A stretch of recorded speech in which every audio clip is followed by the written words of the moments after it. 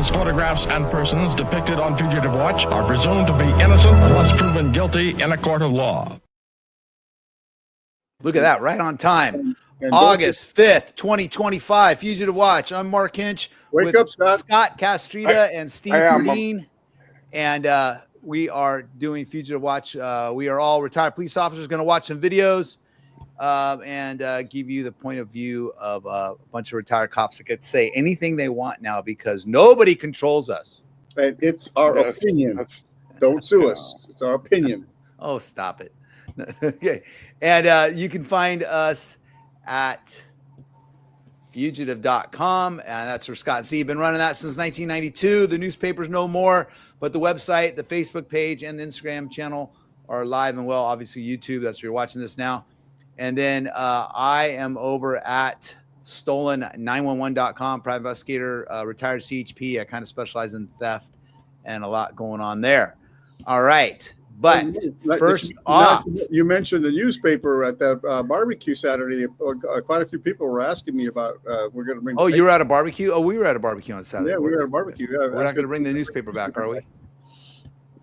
Oh, I'd love to bring the paper back, but yeah, I just don't. Are papers make it anymore? I mean, I guess you'd have to really publish those mugshots, but California doesn't really publish that stuff very well. Anyway, okay, let's. Can I also mention one more thing, Mark? I want to ask all of our supporters to please hit the subscribe button and, like the kids say, smash that like button. All right. It helps us get the video out to a lot more people. Hey, Steve, you get a chance, send me the link for the show. So I forgot to send it out. Are you guys ready? Are you guys ready to do the show, or are you going to chit chat? Yeah, let's. Tony, where are you, man? I need your help here. This is let's rock. I don't have it. All right, so let's just concentrate on the show. Here we're going to watch this video. Okay, first off, here we go. Let's see. Austin Drummond manhunt ends in arrest after a week-long nationwide search. The accused killer of 4 family members is captured in Tennessee. Let's watch the video.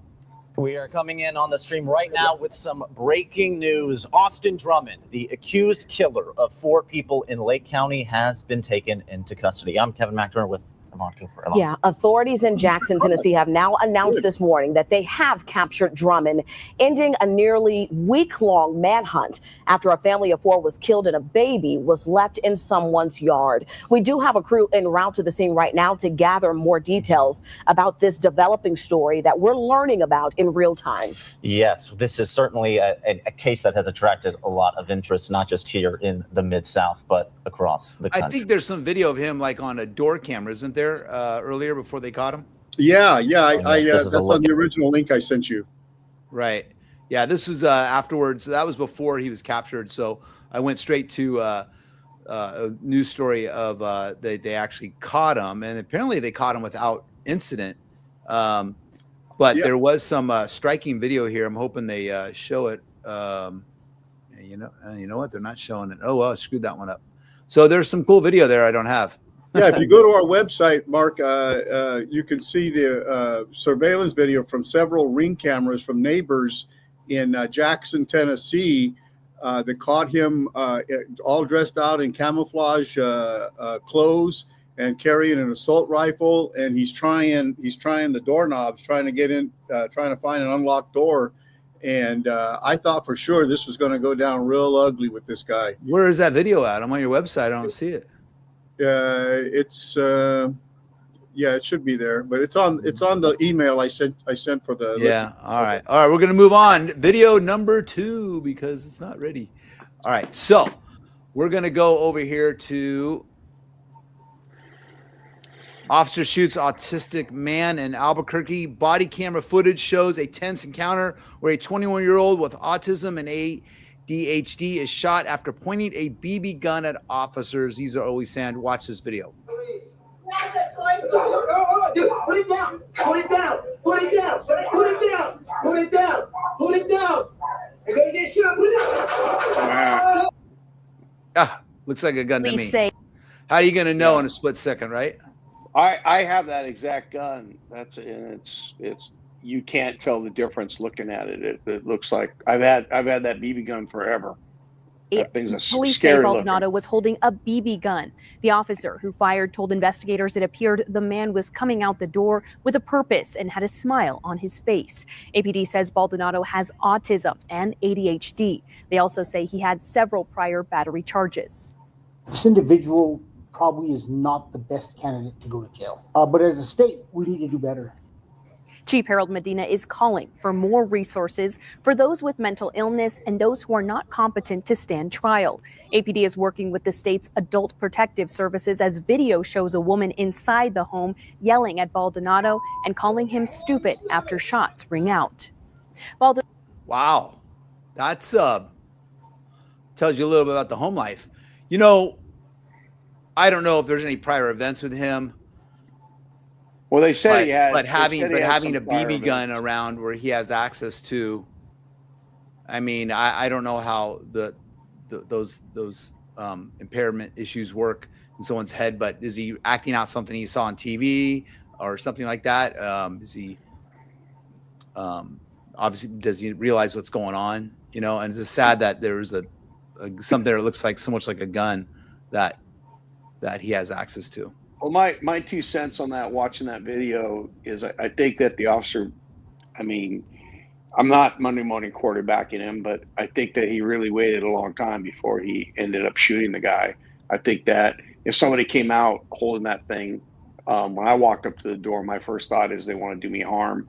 I felt that the press conference that they showed, now I don't know if they showed the whole thing, but it almost sounded as if they were like making an excuse for him instead of, I mean, that poor officer was put in a really bad position, and he had no choice, but you know, he wants to go home at the end of the night. But I don't see a problem with the shooting. I think the officer did the right thing. It's unfortunate that that guy came out with that weapon, or appeared to be a actual weapon. Yeah. I don't know what information the officer had, and I hate to criticize the officer, but I taught at the police academy for a couple of years, and in a scenario like that, you know, the cadet would have flunked if he had not fired his gun sooner. And again, like you said, we don't know. We don't know if he's had prior contact, and we don't know, because I've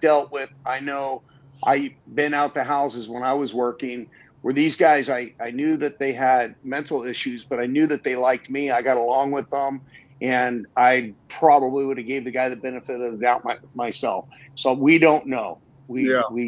We're just going on the same video that everybody else is looking at. When I was with the sheriff's office, in the unincorporated area of Burbank, San Carlos district, down there where all the used car dealers are, there used to be a 5150 that used to walk up and down the street, and we all knew him, and all the older officers would introduce the younger officers, the newer officers, to him, and he used to always go, "Hey," and he'd pretend like he was pulling out a gun, you know, and do that to us when he would see us, right? Yeah.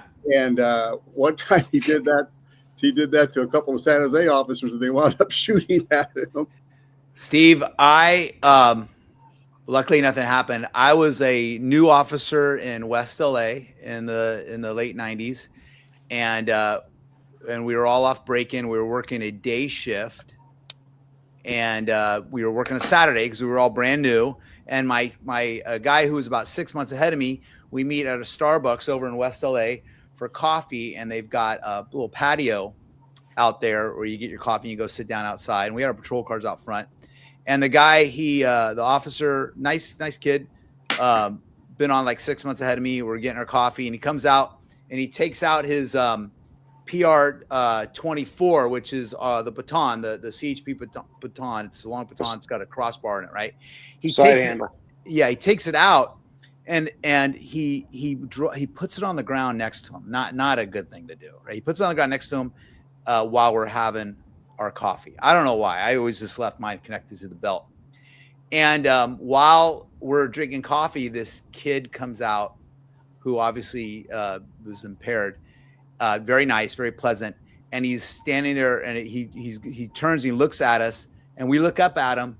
And as we look at him, the kid reaches down, picks up the PR 24, and starts doing police moves with it. right at us, the two of us. Wow. And we're both sitting there like this going, and I got to tell you too, you know, I'm getting ready to back up, and the guy whose PR-24 was looks at the kid and goes, wow, those are some really cool moves. I like this. Yeah. Hey, let me show you this.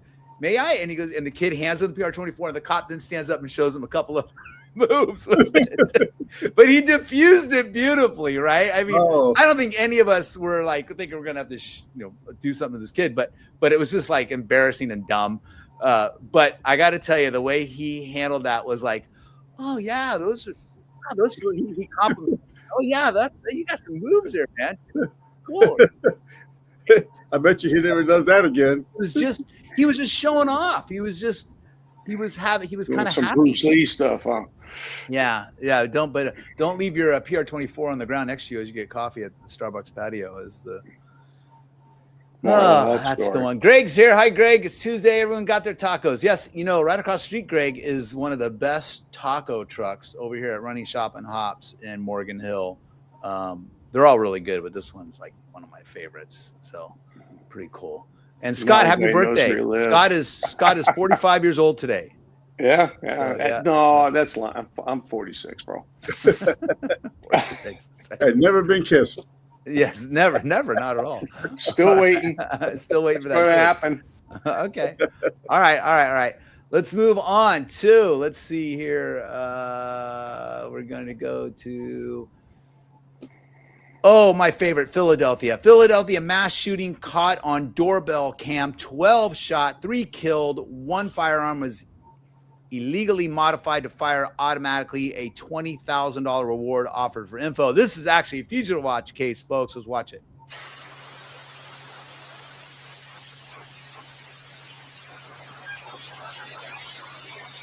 Like, we got players over here, got players over here, got players over here, players over here. Crazy.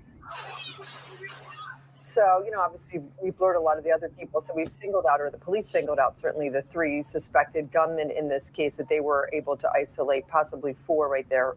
So, of course, 12 people were struck and 3 of those victims died. This was the scene. There was evidence markers, more than 140. This is one of the victims. I met this young man when he was 17, and he was paralyzed from another shooting. And then he, lived and was a young father 5 more years. And then he was just killed in this horrible tragedy right there. There's video that was blurred where you could see him out there in that horrible, horrible incident that occurred. So he is one of the 3 men that were killed. The other 2, his name specifically is Azir Harris, who's now 24, but also killed was 19-year-old Jason Reese and 23-year-old Zahir Wiley. It tells you how dangerous it is when the guy's already survived 1 shooting. He's not, he's just the neighborhood he lives in. He's already survived 1, and then he gets killed in the second one. What are the odds of that, huh? Gee. Well, maybe out there the odds are obviously pretty high, one of these neighborhoods like that. So we spoke with the father of Azir. I just want to say, put these guns down, man. It's a better way to salvage. Really do. It's a better way to salvage. I carried him at his time when he was down, and now I can't be there to pick him up no more, and it hurts. Really do. It hurts me bad. I'm trying to think. I remember even look like one of the guys. being in Oakland with my partner. We were playing close, doing some follow-up, and all of a sudden we heard shooting going off maybe a block away.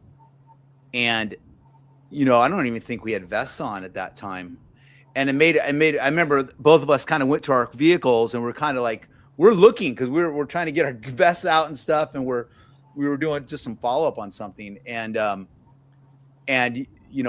are you as cops, guys? It's not normal thing in San Jose you see all the time, but what are you going to do? How are you going to roll up on this as a police officer if you're out in a patrol car? That's a lot of rounds, man. Right? As Greg says, it looks like Fallujah. Yeah. And exactly, I can imagine that's what it's like. And I'm going to guess these people all know who the players are. And a lot of these guys are just throwing rounds down range. They don't even care where they go. They don't care. They go through houses and kill babies and kill innocent people. And, this is different than one person going through at like a school shooting and going room to room, and officers, you have this, there's this mandate now that you're going to act. That is just, there's this chaos. There's players all over the place, right? And you still, as officers, you have a mandate to act. But that has got to be a brutal roll up on that, man. You're just going to become a target right away. Yeah, and whatever. They got 12 people that were down, and how many were killed? 4, they said. Yeah, I think it said 3 killed. 3 killed. Yeah, three died out of the 12. Yeah, that's just. I mean, that's insane. I mean, I think the most I ever rolled up on was 4 victims, and that was a nightmare. And they were all in different areas. They were all from the same situation, but in different areas. It was like, no, I got the victim. No, I got the victim. No, I got the victim. It's like, oh, we got a whole lot of victims. Right. Yeah. And trying to lock down and pull in witnesses and figure out what happened and who was involved. I mean, it is an investigative friggin' nightmare. But the thing is, it can be done. And mostly everybody there knows who those guys are, and they need to turn them in. They know who they are. All they got to do is drop a dime, let us know, or call Phil Delt, whatever it takes. And because it's not gonna. I'm sure it's not their first time, and it's not going to be the last time they get involved in something like that. Hey guys, thanks for staying tuned with us. Thanks for joining us on the comments there, and we got a few more videos to show. Stand by, because we have a video from Oakland regarding my old task force. They did a ride along, and they actually, man, there's some cool action in that video. And so as Greg says, I'm guessing someone got disrespected. Someone pissed off somebody in Philadelphia to start that. Okay, let's move they didn't get on. Invited. Let's move on. This one's a long one, but it's interesting. We got a Seattle suspect jumps into bay to flee police. Bodycam shows wild foot pursuit ending with a water rescue at the city boat ramp. Yeah, Mark, just before you start the video, this particular shooting incident, the reason I added this one in is because this is the one that was going down at the exact same time as the previous shooting that we showed a couple weeks ago. So there was 2 officer-involved shootings going down at the same time in the city of Seattle. There was the one at the where the guy shot the woman in the condo complex, and as the officers were responding, and that was going down at the same time this shooting was going down. So Seattle had the chance. Hey, I know you're doing saying if you do any. Bill's running. Okay, so they're out on a stop on the motorcycle, and as soon as he goes to confront the guy starts running. And do we know why the officer's going to chase him? Yeah, he was apparently allegedly strangling a woman in the parking lot. All right. I got tired just watching this the first time. Oh, so did I. Now, I want to tell the people out there. Get on the ground now! You will be tased. Put your hands on top of your head. Okay, I tased running, that would have been Scott back in the day. Just 10 years ago, running like that. Oh, hell yeah. Catching the guy. I would have caught him, too. And I would have tased him right there. You anything I else, wouldn't have to run tased. anymore. You understand? I have one at taser point. Okay, it's over, right? We're done? No. Oh. I wish. I don't care right now. Put your hand on top of your head. Both of them. What happens here? Lay on top, on your stomach, on the ground right here. Seriously? On your stomach. Lay on your stomach right now. He's out of breath.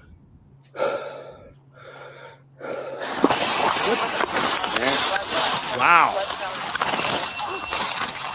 Nice guys finished last, huh? So he just jumped him. He just went right back and just surprised him, huh? Yep.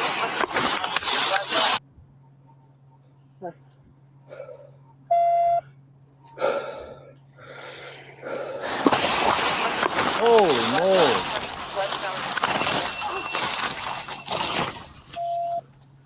Taser deployed. You're probably going to wind up with a good case of poison oak, too. He's running. Oh, what's going on there with the same taser, thing, Scott? What's going on with the taser right there? Was it recharging? What's down through the trail? I don't know. Did he even fire the taser? Yeah, he deployed it earlier. And the guy was making the movement. It must have hit the bushes or something. Now he's shooting at him. I think the guy's shooting at the officers. Now he Okay, transitions. Taser's away now. Help the officer, 8455 Avenue South, shots fired. Help the officer, 8455 Avenue South, shots fired. Call up on South. Where's Howdy's? One on the trail. More southbound. On the trail southbound. The officer's doing, he's doing good here. He's waiting for backup now. Question, dreads. All back. Right, I mean, because you don't know what you're going to walk into and he's by himself, right? Exactly. And he also, it's also the responding officers to find him, you know. Yeah, imagine trying to have to find him. Easy path to find him. And the other side of this is that, okay, now you're going to have to, while you're waiting, the responding units, right, they're going to try to do some containment on the other side of this trail. And obviously setting up perimeter on all sides. But you got another incident happening at the same time, correct, Stephen? Correct. You have an officer shooting going down at the same time. I'm on the bridge, waiting for additional. Wow. Before I go after But generally, you're going to want to try to contain this guy within an area with units on the other side, on all sides. I believe I've been In an airship, if you have it, drone, whatever. And that's a park, so, and it's right adjacent to a large lake. So I don't know if there's even another side. Last one, yeah. Yeah, you can see the lake on the background. And now, too, you got to be concerned. You got to be concerned with the fact of whether or not he runs into a populated area. Right. I'm going to fast hostages. I'm going to fast forward the video a little bit.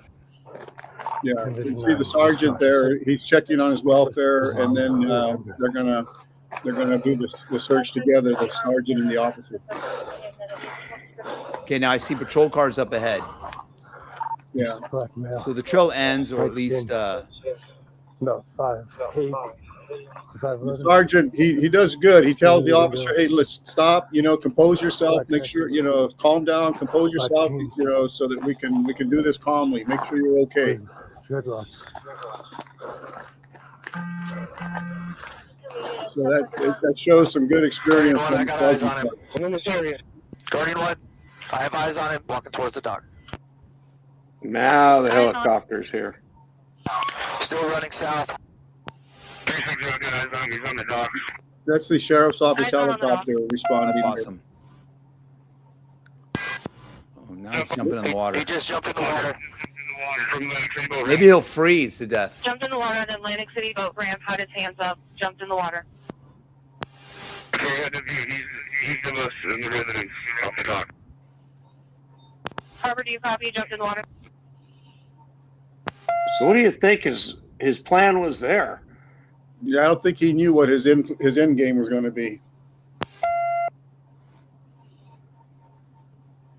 Maybe he figured the helicopter couldn't track him in the water. I think he was just thinking maybe they'll just give up and go away. Does he freeze to death? No, the officers throw him a lifeline, actually. Copy.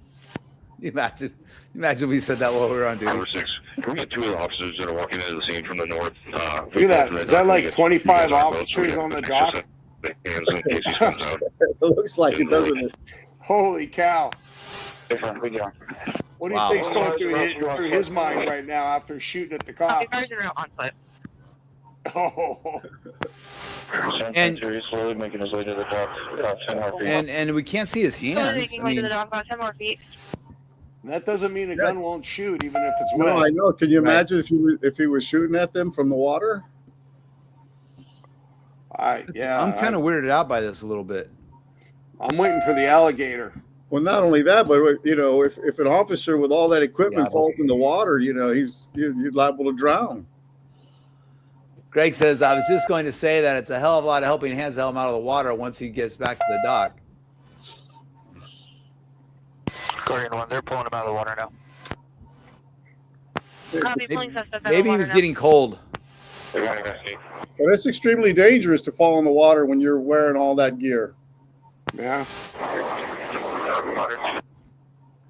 251, go again. Did you say it was You out of the sink water? like a rock.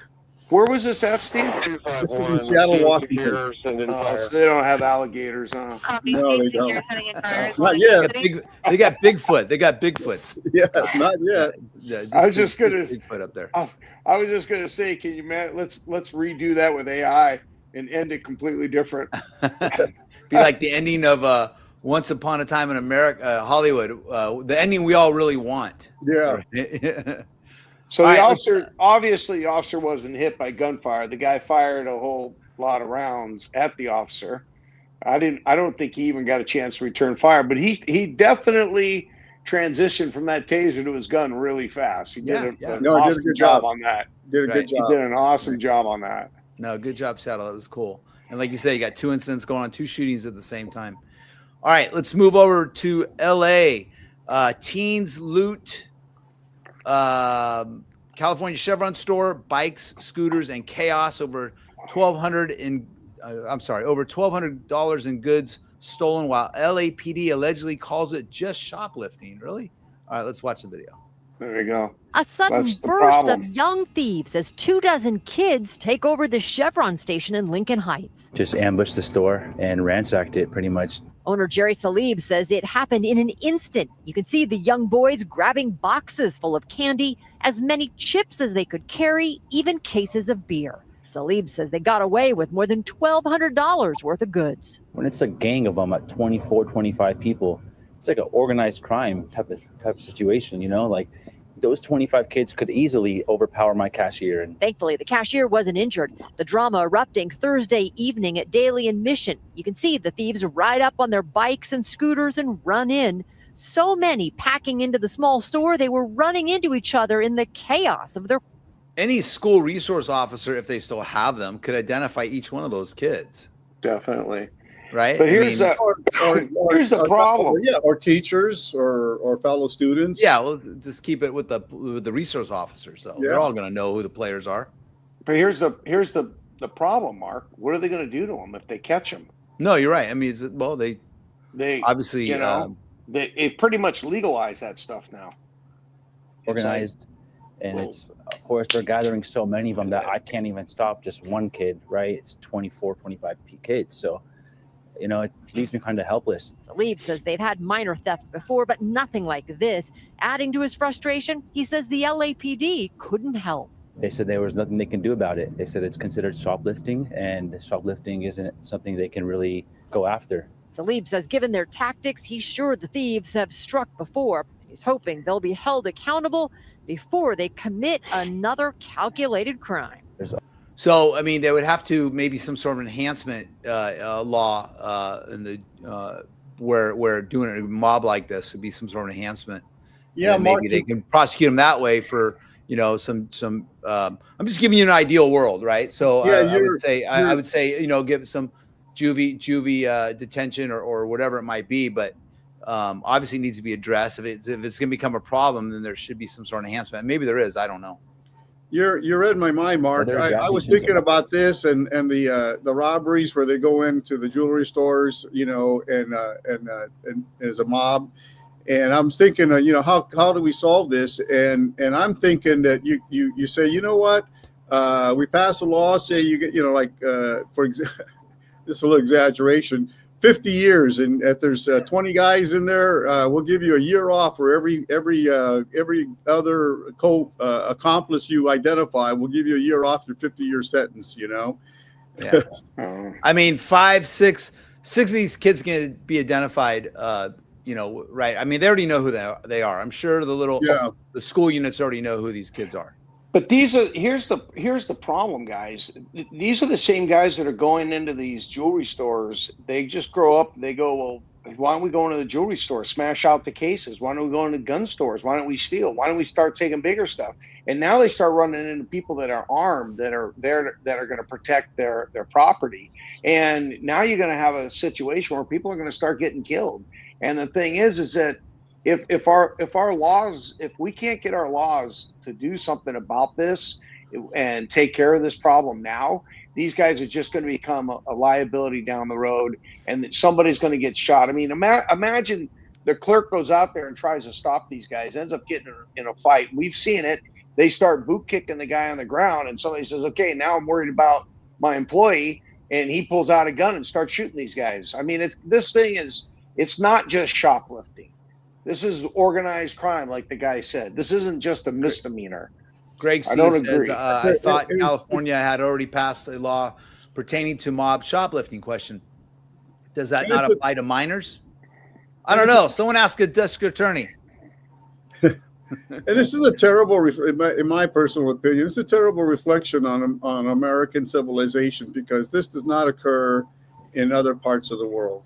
You know, even underdeveloped third world nations don't have this problem. We got a lot of stuff going on in this country that doesn't happen in other parts of the world. So yeah, this could start to look a little undeveloped ourselves now. I agree. All right, let's move over to Lumi Nation. So it's Indian reservation. Lumi Nation police body cam turns violent. Footage ends abruptly after shouting during a roadside stop involving a white vehicle in the bushes. Just going to go right into this. And I think the audio kicks in here in a minute. Yeah. So does he drives up on a car like in a ditch is what it appeared to me. I tried to watch this thing. Yeah, he's checking on the welfare of the driver. He comes across what appears to be a car accident, an overturned car in a ditch. Hey, you okay? Oh man. Hello? Hey, come here. Push it. Hey, push it. Hey. Oh my God, you are not expecting that. That's a fine howdy doody right there for trying to be helpful, huh? That is horrible. I mean, as a highway patrol officer, I've come across so many scenes like that, and you're just thinking you're trying to get someone out of the car, and I mean, you're always cautious, but that's the last place you're thinking that's going to happen. Steve, have we got any follow-up on this? I don't know anything about the suspect allegedly shot at the officer 10 times, striking the officer 7 times in the legs, the stomach, and the head. Is the suspect dead now? No, the suspect fled to a nearby friend's house, according to the police, and was later found during a manhunt, a search by responding officers. And he turned out to be a fugitive who was wanted out of the state of Colorado. Excuse me. He had a bunch of wants, right? Everything from money laundering to he's just a bad seed. Obviously, he's a bad seed. Yeah. I mean, if there's ever the death penalty was out there for somebody, like this. We have 2 more stories to talk about, and next one involves my old task force, and then we have a story about someone who got pardoned and then got in trouble again. I wonder where that story's coming from. No way. I know. Are you crazy? No right? But way. let's go quick. So my old task force, I was on the news with them a few weeks ago, and then they did an expansion of that story and did a little bit where they did a ride along with these guys. They kept their undercover status. And man, it's a pretty good video. I watched it the other day. I have watched this one. So let's check this out. Channel 2 did a good job. Raids in the city of Oakland. Officers recovering stolen cars, finding guns, and making arrests. Much of these efforts led by the Alameda County Regional Auto Theft Task Force. I rode along with I remember my buddy Derek, his friend made that logo for us back in the mid 2014. That's when all the Camaros were getting stolen. team to get a closer look at what they are seeing on the streets. We have eyes on an occupied stolen vehicle. Undercover officers spot this stolen black Jeep in Oakland. Our guy in the Jeep is out of the Jeep. Looks like he's going to be bumping gas. Members of the Alameda County Regional Auto Theft Task Force, known as ACRAT, keep eyes on the Jeep and the suspected thief while they wait for air support. I'm guessing he might try to go to an underpass, or he might try to go somewhere where he can go where the helicopter can't see him. KTVU granted a ride-along with ACRAT, a team made up of members of CHP, Oakland Police, and the Sheriff's Office. Were blurring their faces and not identifying them. They used to have a full-time member from county probation on there who was an auto theft guy, and the probation department pulled that position. It's a big mistake. Probation department needs to bring that back. Also parole, because they control certain people that are out on probation for those type of charges. So county probation needs to put their probation officer position back on ACRAT. Because they operate undercover. After a few minutes following the Jeep, the driver gets spooked and takes off, speeding through intersections and driving erratically. They'll switch cars, they'll go to underpasses, they'll go up in the hills. Our car follows until it can get ahead of the suspect's route. One officer hops out and quickly deploys a stop stick. This is awesome. Spike strip. How many times have we done that and it doesn't work? Or the guy goes around it and then the two cop cars chasing him hit the spikes. Like 90%. Yeah, no, they did a good job on that. Yeah, they did. Stolen Jeep to this park where it stopped and the suspect jumped out and ran. You can see the damage done to the tire by this stop stick. Uniformed Oakland police officers arrived to help with the search, focusing on this tunnel.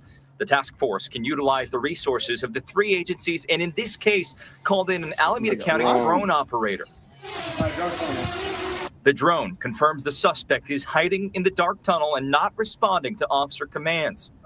A CHP canine is brought in for more support. The dog is released. He's going to bite you. If he bites you, he's going to hurt you. The officers and police canine move in and take the man into custody, pulling him out of the tunnel in handcuffs. Well, that car is a stolen car, and you're going to jail. So officers are going to be positioned on both sides of the tunnel. They know the guy's in there because the drone finds them. And then obviously the dog, barking through the tunnel. And they've got him surrounded both sides. It's a matter of time for something like this gives up. I'd like to know this guy's story. He's got an Alco recycling shirt on. And I wonder what his situation is. Being able to locate that vehicle, recover the vehicle, and get it back to the rightful owner and let them move on with their life makes me feel good. Earlier this month, this same team led a major auto theft raid in East Oakland that led to 2 arrests and the seizure of 15 stolen cars. The team finding weapons, commercial equipment, and even generators at the scene. ACRAT says curbing auto theft can lead to the prevention of bigger crimes. It's the gateway crime. They use stolen vehicles and every other violent crime, major crime. It's just, where have you heard this before? That's what gets used. So trying to get it at the lower level. Before the suspect's search, the officers drove us around an area where they often see stolen cars, showing us some of what they look for. Make, model, like the make and model of the car, right? Ones that are getting stolen more often than others. The broken door locks, the broken handles, the busted windows. Within minutes, they spot a Nissan that they can confirm is stolen and begin the process of getting it towed. So let's remember this. I mean, you're going to find... Ran the paper plate. This one's easy because it comes back, the paper plate on it came back to a Honda. Okay, so look, in any city, you guys know, San Jose too, you're going to find cars like that once in a while. In Oakland, they were all over the place. It's getting better. I go up there a lot. It's actually getting better. But a year or two ago, I could drive around. One day I went out and I found like 6 stolen cars just driving around looking for another car. And I kept finding stolen Kias and Hyundais and vehicles like that all over the place. And the police or the city wasn't doing anything about it back then. It's getting better. But Oakland is the place for the Bay Area where people go out, steal stuff, and bring it to Oakland because Oakland wasn't really enforcing a lot of that. Whereas in San Jose or San Mateo, even San Francisco, it might get enforced a little bit more rigorously. But Oakland's got all these pockets that they can't control. At least that was the case. And so you'd have a lot of this mentality where you just go out there and do this type of stuff and leave these cars everywhere, strip them for parts, whatever you're going to do. People like certain members of our community like to criticize the state of California, but because of the state of California, we have these regional auto theft task force throughout the state to help combat this problem. Right. And Oakland, they just hired I could have did it for free, but they just hired a consulting firm to find out how many more officers they need to get their city under control. And the consulting firm told them you need 877 more police officers to get under control. I did want to point out something obvious here that they talked about. They talked about blurring those guys' faces and them wearing face coverings. This is, a lot of times people say, well, when would police officers do that? This is a typical time when they would do that because they're working undercover. Yeah. They don't want people to know what they're doing. They're not dogpiling a dishwasher who's never been arrested and 16-year-old kid that, you know, and boot kicking him and sending him to some, you know, alligator Alcatraz. I mean, they're actually doing police work. They're actually doing, and there's a reason why they cover their faces, and there's a reason why they blur. So if anybody tries to at ACRAT, and any task force that we were never covering our faces. It's just that a lot of times part of our cases we are buying stolen materials from people in an undercover status, and that, you know, that's why they're keeping these officers' identity. Basically doesn't stop some citizen from filming them. I mean, I've been filmed many times, and even after a while I gave up my undercover status, and I would go out there and I'd speak about auto theft for the highway patrol, even while I was on that task force. But at that point I'd given up my status where I was out there buying stuff, you know. But these guys are all pretty young. They've been in the task force for a few years now, some of them, and you know, they're beginning they're in the middle of the first part of their auto theft career, and they're buying a lot of stolen stuff, making deals to buy stuff. Well, like you said too, this whole thing, it's a gateway to all these other the smash and grabs, going out and mobbing stores and they're all using stolen cars, like the one we showed the other day, where there were 22 of them went in and tried to smash out the window of that jewelry store, and then the jewelry store owner took a shot at them. And Actually trained officers. Those were all stolen vehicles. Right. Yeah. And it's just certain parts like Oakland, you know, I'm sure you could triple the size of their task force, and you still wouldn't have enough officers to put a dent into the problem all day long, you know. And you're looking here, 1,000 vehicles recovered in 2024, 36 arrests, 87 stolen vehicle arrests. So they arrested the task force alone made over 100 arrests, 6 guns recovered. And then I think they're going to go into their stats now for 2025, and they're already beating their stats, I believe.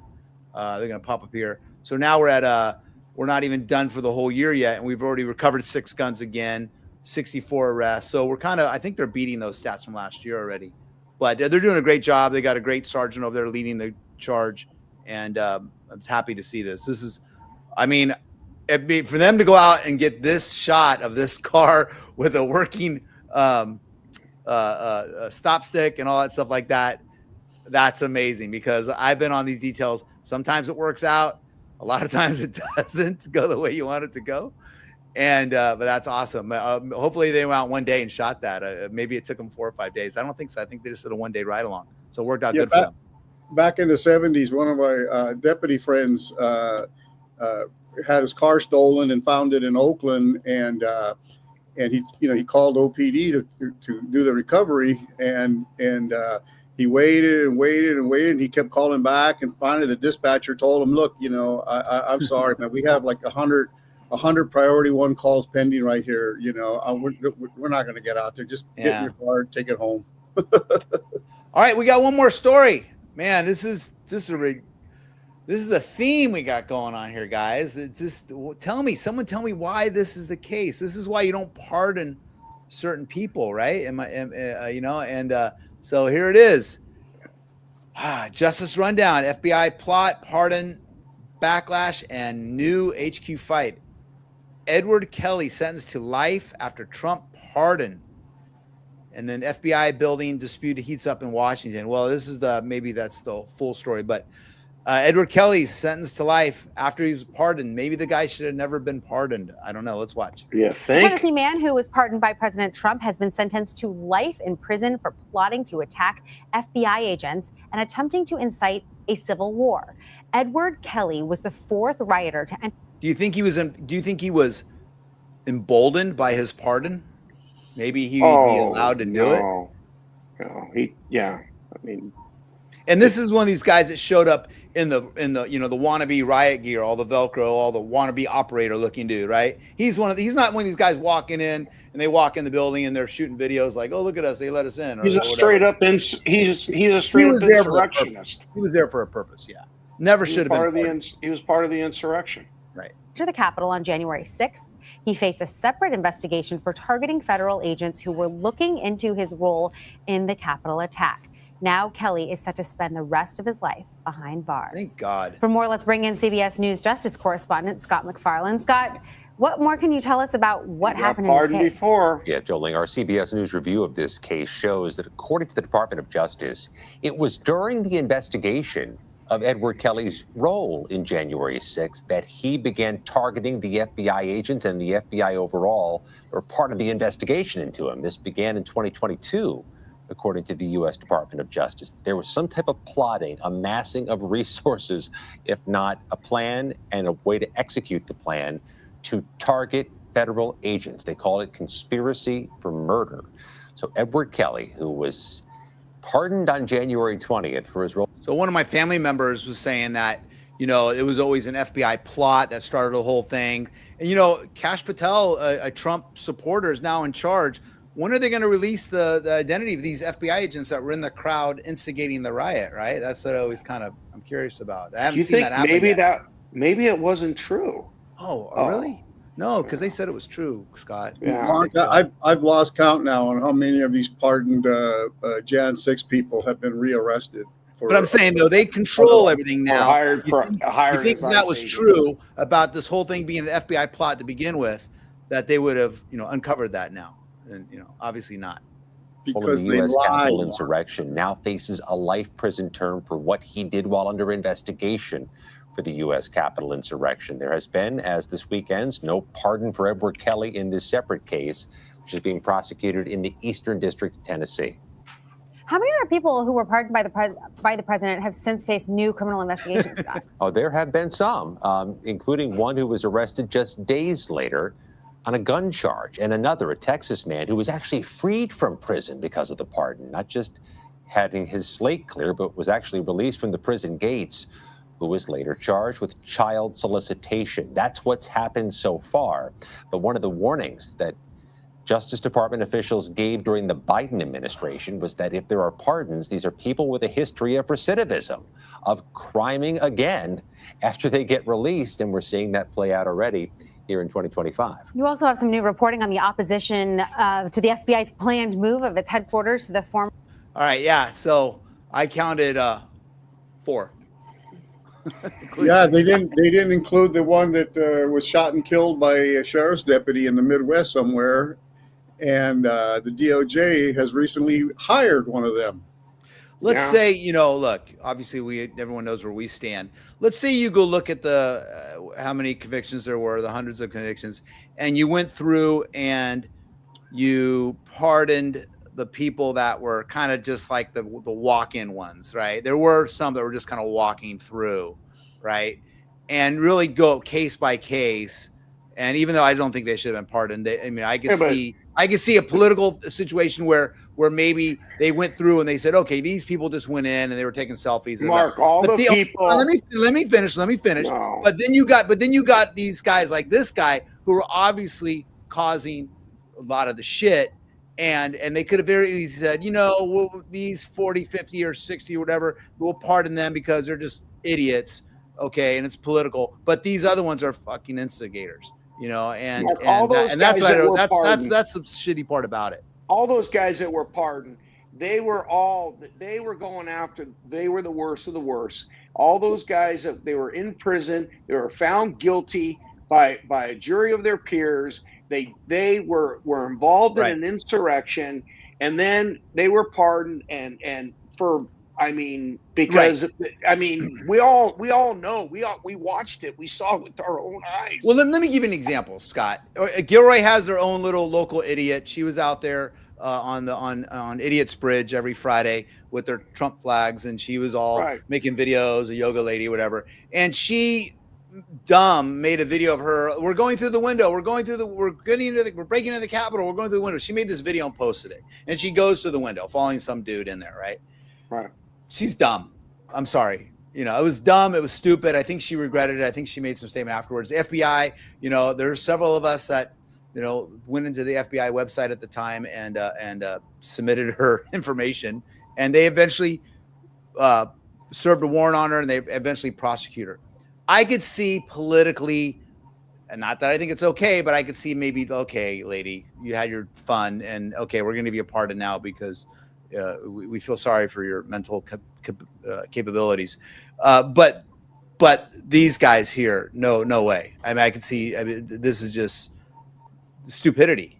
And what about the guy? What about the guy that was pardoned for being involved in the insurrection, for beating on police officers, and then during the investigation, they found out the guy had a bunch of child porn, and he got a blanket pardon. Oh, wow. I mean, it's not surprising because apparently that's not illegal anymore either. Imagine if he was a Democrat, they would have. Yeah, they made a TV show about him. You saw that, right, Steve? I mean, the guy, they gave him a blanket pardon, and so the guy gets away with being a child molester, which apparently we're not making that illegal again anymore. Apparently, anyway. Greg saying auto pen pardons happen on both sides.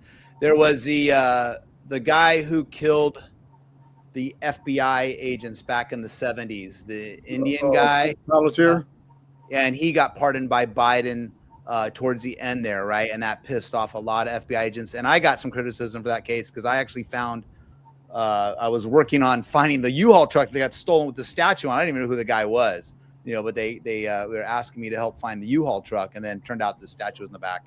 I didn't even know anything about it until I already looked into it. But, you know, my case was to find the truck. His statue got stolen in Oakland a few years back, but he got pardoned. I think what Greg's saying is these political things happen. You know, I don't, and I'm not okay with that either. Yeah, exactly. I mean, but this is so obvious and so recent that this isn't some old guy who, you know, was convicted of 40, 50 years ago. And then there you got all the political issues. What did he or not? You know, I believe he did it. I read through everything. I think he did Mark, it. This is this is just mob violence. This is playing to his base. This is playing. It's not even catering to some of the people that I know voted for Trump for economic reasons. It's catering to the morons.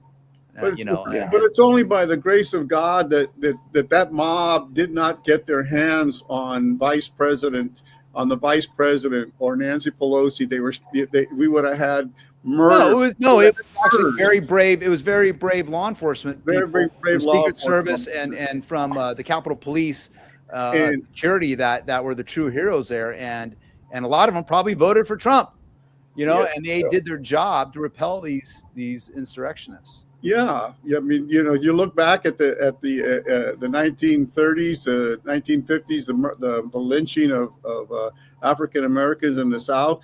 The people in the mob, they're just as guilty as the person who put the rope around the victim's neck.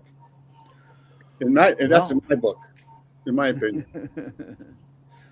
Well, guys, we always seem to find those stories every week. There's like another one. Okay, let's criminals be criming. That's what they do. All right, listen. Hey, thanks for watching, everyone. Greg, Carmen, Cynthia, I don't know where, I think Eastside Tony's on vacation.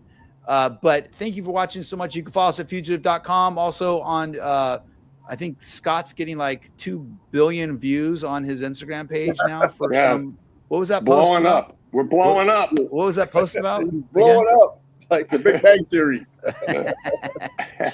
And everyone is guilty on this show. Everybody you see here is guilty. Everyone. No, Mark. We want to remind all of our viewers that anybody you see on any of our platforms are to be considered innocent unless proven guilty in a court of law, and do not make any attempt to arrest, apprehend, or detain anybody.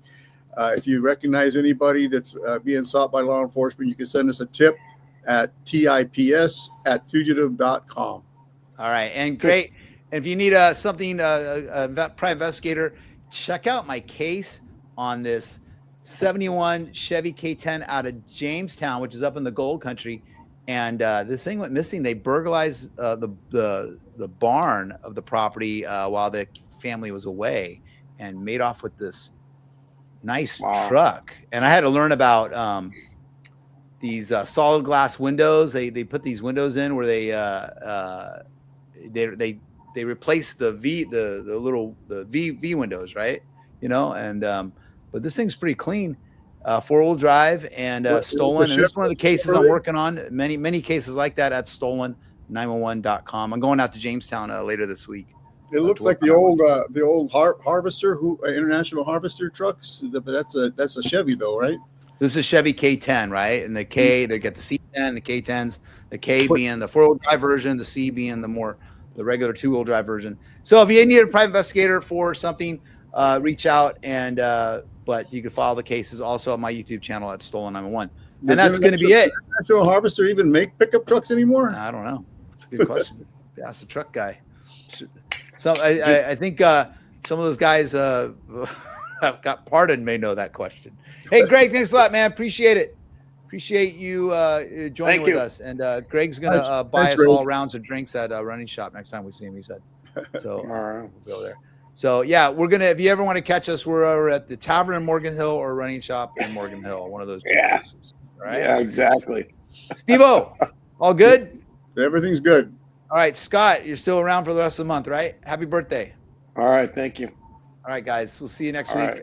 Check you later. Bye-bye. All names, photographs, and persons depicted on Fugitive Watch are presumed to be innocent unless proven guilty in a court of law.